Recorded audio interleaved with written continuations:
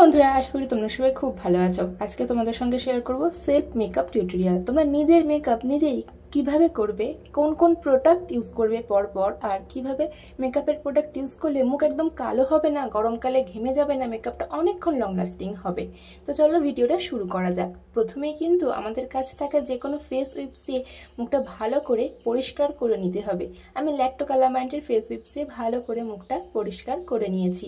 Makeup যখন আমরা করব তার আগে কোনো রকম যেন মুখে কোনো নোংরা না থেকে থাকে, সেই জন্য অবশ্যই আমাদের মুখটা কিন্তু পরিষ্কার করে নিতে হয়।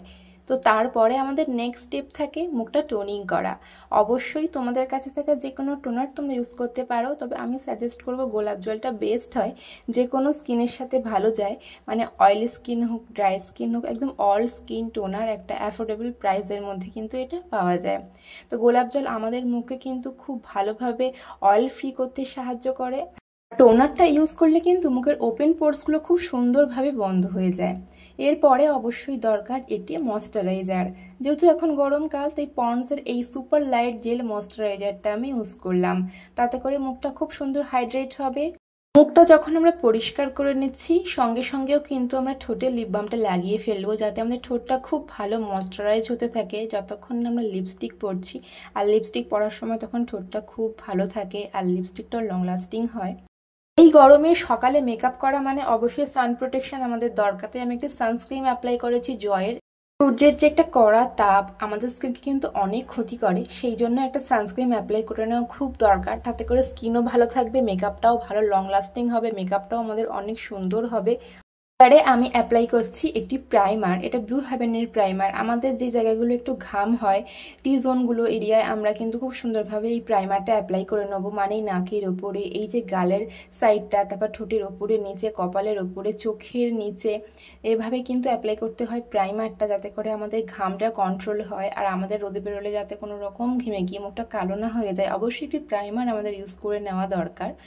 মেকআপটাও কিন্তু লং লাস্টিং করতে সাহায্য করে এই প্রাইমার, তাই প্রাইমারটা কিন্তু একদমই স্কিপ করলে হবে না। এরপরে আমি অ্যাপ্লাই করছি কনসিলার।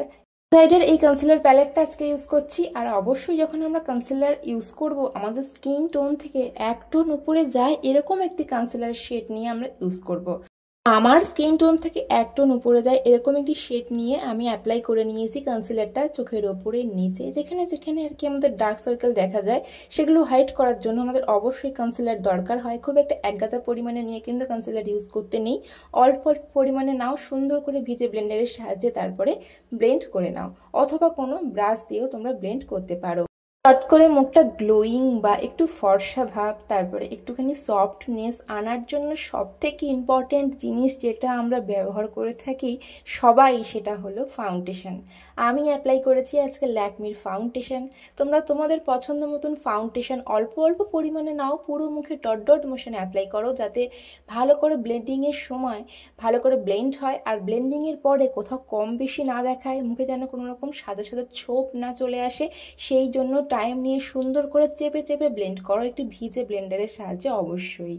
এবারে আমি কিন্তু মুখটাকে সেট করে নিচ্ছি ল্যাকমির কম্প্যাক্ট পাউডার দিয়ে। যেহেতু ল্যাকমির এই কম্প্যাক্ট পাউডারটা একটু বেশি হোয়াইটনেস টাইপের, তাই অল্প পরিমাণে নিয়ে কিন্তু প্রোডাক্টটা অ্যাপ্লাই করতে হয়, তাতে করে খুব বেশি যেন মুখটা সাদা না হয়ে যায়। মুখের সাথে সাথে কিন্তু আমি গলাতেও ফাউন্ডেশন যেমন অ্যাপ্লাই করেছি সেরকমই কম্প্যাক্ট পাউডারটাও অ্যাপ্লাই করেছি। দেন আমি একটা ব্রাশের সাহায্যে ভালো করে এক্সট্রা প্রোডাক্টগুলোকে ডাস্ট আউট করে নেব। আমার মোটামুটি বেস মেকআপটা রেডি। এরপরে আমি জাস্ট আইব্রোটা সেট করে নেব।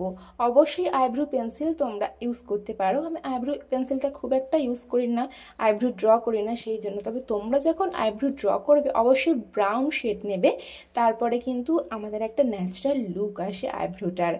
মেকআপ করার সময় আইশ্যাডো প্যালেট থেকে কালারটা কিন্তু একদম অল্প পরিমাণে ব্রাশে করে তুলতে হবে, তারপর সুন্দর করে ব্লেন্ড করতে হবে। ব্লেন্ডটা হয়ে যাওয়ার পরেই একদম আইবলের মাঝখান থেকে এরকম একটা শিমারি শেড নাও, নিয়ে সুন্দর করে ব্লেন্ড করো আঙুলের সাহায্যে। ব্লেন্ডিংয়ের সময় অবশ্যই মনে রাখবে চোখের আউট কর্নার থেকে ইনার কর্নারে তোমরা ব্লেন্ডিংটা করবে। যদি উল্টো করো তখন কিন্তু আই মেকআপটা কিছুতেই ভালো হবে না আর আইশ্যাডোটা কিছুতেই সেট করবে না চোখের উপরে। তো এরকমভাবেই তোমরা আই মেকআপ করো খুব সহজে, তোমরা সবাই পারবে। আইলাইনার পরার সময় আমরা অনেকেই দুটো চোখ সমান করে আঁকতে পারি না, তবে চোখের কর্নার থেকে যদি আমরা আগে টানা দিই আর সেখান থেকে যদি আমরা তারপর পুরো চোখটাতে ফুলফিল করি, আইলাইনার দিয়ে টানা দিই, তাহলে কিন্তু দেখবে একদম ঠিকঠাক হয় আইলাইনার পরাটা, আর তারপরে দুটো চোখ কিন্তু সমানও হয়। এরপরে আমি 2 কোট মতন মাস্কারা ইউজ করব, তাতে করে চোখের পাতা বড় বড় লাগবে। আজকে আমি ল্যাকমির আইলাইনার ইউজ করেছি আর ব্লু হেভেনের মাস্কারা। চোখের নিচে একটু বেশি পরিমাণে মাস্কারা ইউজ করলে চোখের কাজল পড়তে লাগে না, চোখটা কিন্তু কাজল কাজলই লাগে, দেখতে বেশ ন্যাচারাল লাগে এরকম আই মেকআপটা।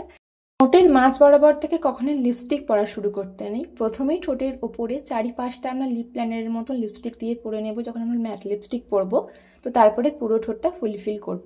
এরপরে আমি মেকআপ ফিক্সার দিয়ে ভালো করে মেকআপটা ফিক্স করে নেব, যাতে আমাদের মেকআপটা অনেকক্ষণ লং লাস্টিং হয়, মুখটা ঘেমে গিয়ে কালো না হয়। তাই ফিক্সারের ভূমিকা গরমকালে ভীষণ বেশি মেকআপের ক্ষেত্রে।